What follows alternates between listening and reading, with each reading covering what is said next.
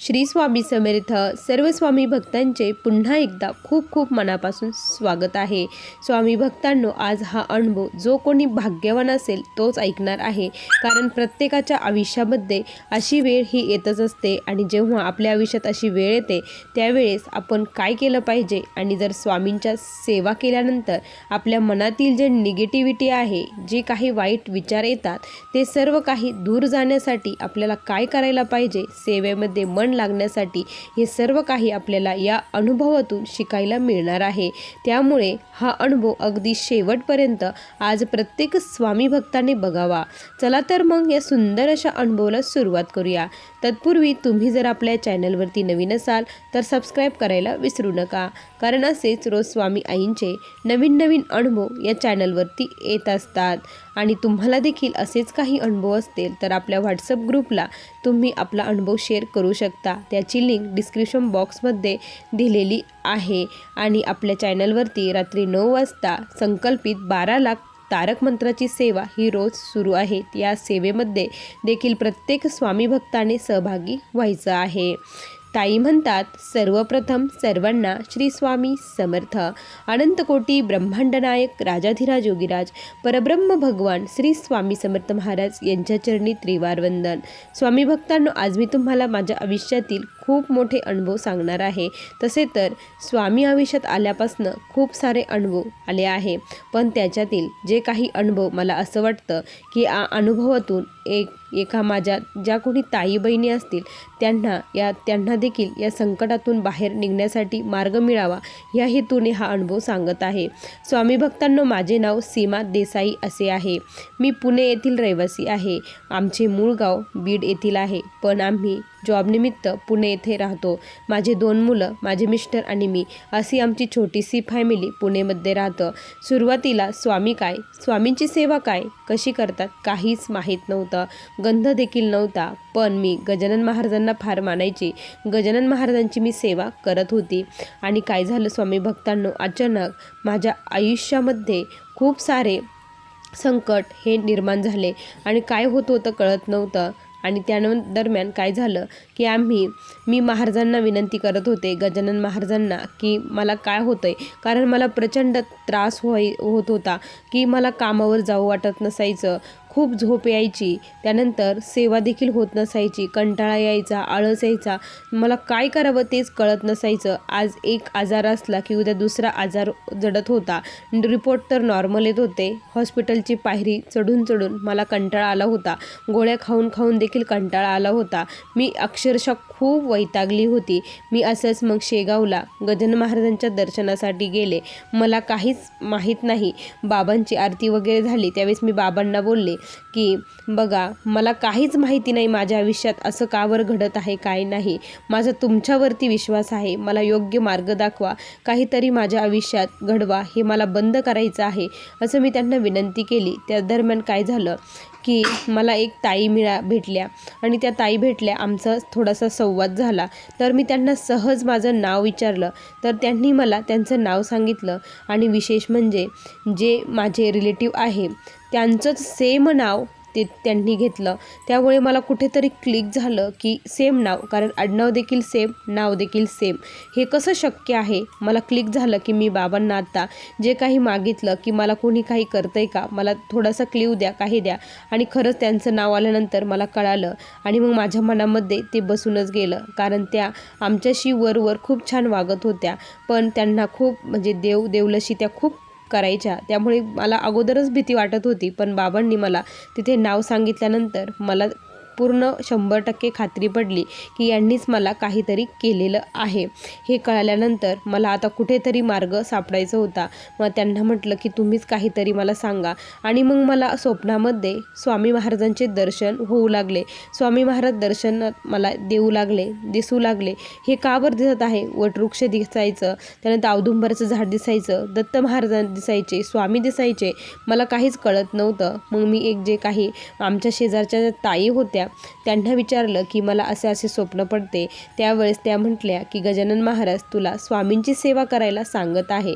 कारण स्वामी सेवेमध्ये जो कोणी येतो ना तो ह्या दुःखातून मुक्त होतो. असे कितीतरी भक्त आहे की ते या संकटातून बाहेर पडलेले आहे. कारण प्रत्येकाच्या जीवनामध्ये काही ना काही प्रॉब्लेम, काही ना काही समस्या आहेच आणि जे कोणी करणी बाधा बाहेरचं करतात त्याला महाराज बघून घेत असतात. त्यासाठी आपली तेवढी सेवा पाहिजे. आणि मग त्यांनी सांगितलं की असं कर, पण माझा काही विश्वास नव्हता की हे खरं म्हणत असतील का. कारण जेपर्यंत आपण म्हणतो ना की महाराजांना आपल्याला बोलवायचं असतं, पण योग्य वेळ जेव्हा येते तेव्हाच आपण तिथे जातो. यानंतर त्यांनी सांगून देखील मला जवळपास 2-3 महिन्याचा काळ पलटून गेला. त्यानंतर अचानकच मला मठात जाण्याचा योग आला. मी तिथे मठात गेले. तिथे गेल्यानंतर मला खूप छान वाटलं आणि तिथे मला महाराजांच्या रूपामध्ये गजानन महाराजांचं दर्शन झालं. त्यावेळेस मला 100% खात्री पटली की नाही, गजानन महाराजांनीच मला स्वामींकडे पाठवलेलं आहे. त्यानंतर मग आता मी ठरवलं की प्रश्नोत्तर करायचं. प्रश्नोत्तरातून जे काही मला सेवा देतील त्या सेवा मी मनोभावे करणार असं मी ठरवलं. आणि मग मी मठामध्ये गेली. प्रचंड गर्दी, गुरुवारचा दिवस होता. प्रश्नोत्तरसाठी मग मला खूप वेळ लागणार होता. तिथेच बसून मी गजानन महाराजांचं नामस्मरण केलं, श्री स्वामी समर्थ मंत्राचा जप केला. त्यानंतर माझा नंबर आला. मी प्रश्नोत्तर करायला घेतले की असा असा त्रास होत आहे. त्यांनी सांगितलं की खरंच म्हणजे तुम्हाला बाहेरची बाधा आहे, बाहेरील आहे, त्यामुळे तुम्हाला हा त्रास होत आहे. तुम्ही घरामध्ये नवनाथ पारायण संकल्पित करायचं आहे. मोठं जर नवनाथ पारायण केलं तर 7 पारायण तुम्हाला करावे लागेल. जर तुम्ही छोटे 900 श्लोकी नवनाथ असेल त्याचे 36 पारायण घरामध्ये तुम्हाला करायचे आहे. त्याचबरोबर त्यांनी मला कालभैरव अष्टकाची सेवा दिली. कालभैरव अष्टक रोज 11 वेळेस मला म्हणायला लावलं. त्यानंतर रामरक्षा स्तोत्र, त्यानंतर महाराजांचा जप मला करायला लावला. जो कोणी जप करेल तो त्याच्या आयुष्यातील महाराज सर्व संकट दूर करतात असं त्यांनी सांगितलं. मग माझी सेवा सुरू झाली. सुरुवातीला मला प्रचंड त्रास झाला. भयंकर विरोध मला होत होता. कारण तिकडून जे काही करत होते त्याच्यामुळे मला खूप त्रास होत होता. मी सेवेला बसले की माझे पायाला आपोआप मुंग्या यायच्या, पाठ दुखायची, हात दुखायचा, काही ना काही त्रास मला व्हायचा. जांभळं यायच्या, आळस यायचा, कंटाळा यायचा, डोळ्यातून प्रचंड पाणी वाहत लागायचं, अचानक कान दुखू लागायचा. अशा खूप सारे प्रॉब्लेम्स माझ्यापुढे येत होते. पण मी त्या प्रॉब्लेम्सला, त्या दुःखाला बाजूला सारत होती, त्याच्याकडे लक्ष देत नव्हती आणि सेवा करतच बसत असायची. कितीही त्रास झाला तरी मी उठत नव्हते. भयंकर त्रास व्हायचा. माझं शरीर अक्षरशः पूर्ण दुखायचं. मला असं वाटायचं की कोणीतरी माझं शरीर असं मला मारावं इथपर्यंत मला होत असायचं. पण मला खूप त्रास होत होता. पण मी नवनाथ पारायण करायला सुरुवात केली होती. रोज संध्याकाळी मी नवनाथ पारायण करू लागले. मी संध्याकाळची वेळ झाली की नवनाथ पारायणाला बसायची. त्यावेळेस लाईट जायची, काही ना काही व्हायचं. ती जी वाईट शक्ती होती ती मला त्या करण्यापासून विरोध करत होती. कारण त्यांचं आणि महाराजांचं ज्यावेळेस आपण ही सेवा करायला लागतो त्यावेळेस महाराज त्यांना अडवत असतात असं म्हणतात. त्यामुळे ते आपल्याला त्रास देतात. मी त्या दादांना कॉल केला की दादा, माझ्यासोबत असं घडत आहे, मला प्रचंड त्रास होत आहे. दादा म्हटले, तुमची जे काही वाईट आहे ते निघून जाणार आहे, चालला आहे, त्याला त्रास होत आहे म्हणून तुम्हाला हा त्रास होतो. तुम्ही कुठल्याच मनामध्ये किंतु परंतु आणू नका. जितका त्रास होईल तेवढा त्रास होऊ द्या, पण सेवा बंद करू नका. सेवा तुम्ही करा. आणि विशेष म्हणजे दादांनी मला तिथेच श्रीफळ वगैरे देऊन महाराजांना विनंती करायला लावली होती की जे काही करून घ्याल ते तुम्ही माझ्याकडून करून घ्या, अशी विनंती करा. त्यानंतर महाराज तुमच्याकडून करून घेतील. आणि खरंच महाराजांनी जो काही मोठा नवनाथ होता त्या नवनाथाचे पारायण माझ्याकडून फर्स्ट करून घेतले. पहिल्या पारायणामध्ये प्रचंड त्रास झाला. त्यानंतर दुसरे पारायण झाले. दुसऱ्या पारायणामध्ये एवढा त्रास मला झाला नाही. तिसऱ्या पारायणामध्ये खूप कमी त्रास झाला. असे हळूहळू माझे त्रास कमी झाले. घरामधले जे वातावरण होतं ते बदलू लागलं. अगोदर माझे मिस्टर माझ्यावरती अजिबात विश्वास ठेवत नव्हते. ते म्हणायचे, तू वेड्यासारखं करते, काहीही करते, असं काही नसतं, ते चांगले आहेत असं म्हणायचे. त्यांच्याच फेवरमध्ये ते बोलायचे. त्यावेळेस मला वाटायचं की यांना काहीतरी त्यांनी केलेलं आहे. पण जेव्हा मला तो त्रास बघून आणि घरातील जे वातावरण बदललेलं बघून मिस्टरांचाही विश्वास पटला की नाही, खरंच काहीतरी आहे. त्यानंतर आम्ही त्यांच्या घरी पूर्णपणे जाण्याचं बंद केलं. त्यांच्या घरी आम्ही जातच नाही. 7 माझे नवनाथ पारायण कंप्लीट झाले. कंप्लीट झाल्यानंतर आमच्या जे आयुष्यात दुःख होतं ते पूर्णपणे नष्ट झालं असं म्हणायला हरकत नाही. ते गेलं आणि त्यानंतर खूप आम्ही आनंदात राहू लागलो. स्वामी भक्तांनो, मला 2 मुली होत्या आणि आता मुलाची अपेक्षा होती की माझ्या मुलींना कुणाचा तरी आधार असावा, पाठिंबा असावा, यासाठी मला मुलगा पाहिजे होता. पण मला गर्भ राहत नव्हता आणि राहिलं तरी माझं ॲबॉर्ट होत असायचं. त्यामुळे मी खूप वीक झाले होते, अशक्त झाली होती. माझ्या शरीरात रक्त देखील राहिलेलं नव्हतं. ही गोष्ट आत्ताची 17-18ची आहे, 2017-18ची. करोना ज्यावेळेस आला त्यावेळेस. पण माझी सेवा ही सुरूच होती, व्यवस्थित चालू होतं. करोना संपला त्यानंतर मला ज्या दादांनी अगोदर सेवा दिली होती त्यांच्याकडूनच मी सेवा घेतली. त्यांनी मला गुरुचरित्र पारायण सांगितले होते. 3 संकल्पित गुरुचरित्र पारायण करायला त्यांनी लावले आणि मग मी तसंच केलं. 3 गुरुचरित्र पारायण केले. त्या गुरुचरित्र पारायणमध्ये मला प्रेग्नेन्सी राहिली. आता घरचे सर्वजण म्हणत होते की चेक करायचं, चेक करून आपण ठेवूया असं म्हटले आणि मी म्हटलं की नाही, महाराजांवरती माझा पूर्ण विश्वास आहे. मिस्टर म्हटले महाराजांवरती विश्वास आहे, तू सेवाही केलेली आहे, पण जर मुलगीच झाली तर काय करायचं, त्यामुळे आपण एकदा चेक करून घेऊया असं मिस्टर म्हटले. तर आज सर्वांच्या आग्रहाखातीर मी हॉस्पिटलला गेली, चेक केलं. डॉक्टरांनी सांगितलं की मुलगी आहे. आता मुलगी आहे नंतर म्हटल्यानंतर मिस्टर म्हटले की आता ॲबॉर्ट करायचं, यानंतर आपल्याला प्रेग्नेन्सी ठेवायचीच नाही. तर मी ठाम होती. मी म्हटलं की नाही, मला हे ॲबॉर्ट करायचं नाही. मला स्वामींवरती पूर्ण विश्वास आहे, मला मुलगाच होणार आहे. मी असं ठामपणे सांगितलं आणि हॉस्पिटलमधून घरी आले. माझे मिस्टरांचे घरच्यांचे प्रचंड भांडणं झाले. सर्वजण मला विरोध करत होते. तू कशी सांभाळणार, काय करणार असे म्हणत होते. तर मी म्हटलं जरी मुलगी झाली तर माझ्यासाठी ती चांगलीच असेल, कारण महाराजांचं काहीतरी निवेदन असेल. मला हे ॲबॉर्ट करायचं नाही. खूप जण याच्यासाठी तरसतात. मला महाराजांवरती पूर्ण विश्वास आहे. भांडणं झाले, सर्व काही झालं. आता महाराजांवरतीच सर्व काही सोडून दिलं. पण मी या 9 महिन्यामध्ये प्रचंड सेवा केली. स्वामींचा कंटिन्यू नामस्मरण, तारक मंत्राचं तीर्थ, रामरक्षाचं तीर्थ, त्याचबरोबर महामृत्युंजय मंत्र आणि माझ्या ज्या काही दुसऱ्या सेवा होत्या त्या सेवा, गुरुचरित्र, प्रत्येक महिन्याला मी गुरुचरित्र संकल्पित पारायण केलं. आणि स्वामी भक्तांनो, माझी डिलेवरीचा वेळ जवळ आली. जवळपास 8 ते 9 दिवस राहिलेले होते. त्यावेळेस मग माझं जेव्हा सोनोग्राफी केली, डॉक्टरांनी सांगितलं की पाणी कमी होत आहे, त्यामुळे तुम्ही ताबडतोब ॲडमिट व्हा, म्हणजे आपण डिलेवरी करून घेऊया. माझ्या अगोदरच्या 2ही डिलेवरीही नॉर्मल होत्या आणि मग मी डॉक्टरांना म्हटले की नाही ॲडमिट, पण रिस्क मला घ्यायची नव्हती. तर ठीक आहे, मी पुन्हा 2-3 दिवसांनी ॲडमिट होण्यासाठी आम्ही गेलो.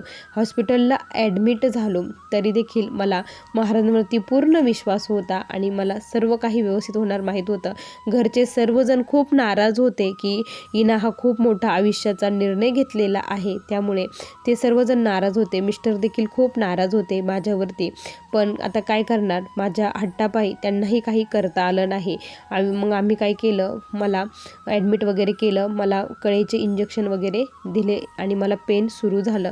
खूप त्रास होत होता. महाराजांचं नाव मी चालू ठेवलेलं होतं, तारक मंत्र बोलत होते आणि शेवटी माझी डिलेवरी झाली. वार होता गुरुवार, पहाटची वेळ होती. ब्रह्ममुहूर्तावरती माझी डिलेवरी झाली स्वामी भक्तांनो.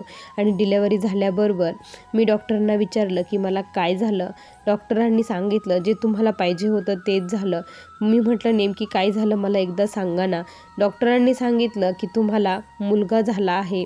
हे ऐकल्यानंतर मला प्रचंड आनंद झाला आणि डोळ्यातून अश्रूच थांबत नव्हते. माझ्या स्वामी आईंनी जी काही परीक्षा बघितली त्या परीक्षेमध्ये मी उत्तीर्ण झाले याचं मला समाधान होतं. कारण ज्यावेळी डॉक्टरांनी सांगितलं होतं की मुलगी आहे, त्यावेळेस मला आतून एक आवाज आला होता की मुलगा आहे हे राहू दे. आणि त्या विश्वासावरती मी हा मोठा निर्णय घेतला आणि माझ्या महाराजांना माझ्या विश्वासाला जागवं लागलं. चमत्कार त्यांना करावा लागला. खरंच स्वामी तुम्ही आहे, अशक्य हे शक्य करू शकता, तुमच्या कृपेनेच हे शक्य होऊ शकतं असं मी म्हटले. त्यानंतर घरच्यांना जेव्हा कळालं की मुलगा झाला, ते खूप आनंदात झाले. 9 महिने जे दुःखात होते ते डिलेवरी झाल्यानंतर आनंदात झाले.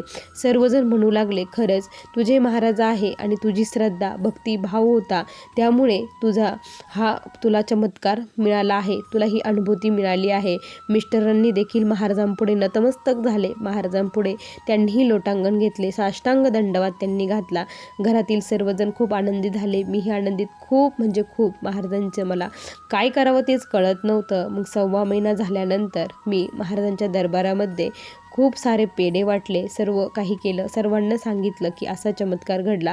माझा हा अनुभव ऐकून प्रत्येकजण म्हणायचा की तू खरंच महाराजांवरती किती मोठा विश्वास ठेवला. आणि महाराजांवरती जर ज्या भक्ताचा असा विश्वास असतो ना की जे काही आयुष्यात घडत आहे ते स्वामींच्या कृपेने घडत आहे, स्वामी माझ्या आयुष्यात सर्व काही तुम्ही व्यवस्थित करणार आहे, हे जो भक्त म्हणतो ना त्याचा योगक्षेम खरंच महाराज चालवतात. आणि त्याच्यासाठी जे चांगलं आहे आणि जो भक्त इच्छा करतो ती इच्छा महाराज नक्की पूर्ण करतात, असा मला त्यांनी अनुभव दिला. आणि त्यानंतर स्वामी भक्तांनो मला खूप सारे अनुभव आत्तापर्यंत स्वामींनी असे छोटे मोठे दिले. माझा जो मुलगा आहे त्याला देखील स्वामींचं प्रचंड वेड आहे. तो आत्ताच स्वामींची मूर्ती घेतो, तेथे बसतो, श्री स्वामी समर्थ म्हणतो. आणि त्याचबरोबर जे काही मी हे करते, पोळ्या बनवते, तो सर्वात प्रथम म्हणतो की छोटीशी पोळी बनव. छोटी पोळी बनवली की प्लेटमध्ये घेतो, महाराजांपुढे ठेवतो, महाराजांना म्हणतो की स्वामी जेवण करा. तो त्यांना आजोबाच म्हणतो. त्याला खूप वेड आहे. हे बघून खूप छान वाटतं की महाराजांनी याला त्यांच्या सेवेत घ्यावं आणि त्याच्याकडून निरंतर सेवा करून याच्या समाजाचं कल्याण करण्यासाठी त्याच्याकडून सामाजिक सेवा महाराजांनी करून घ्यावा.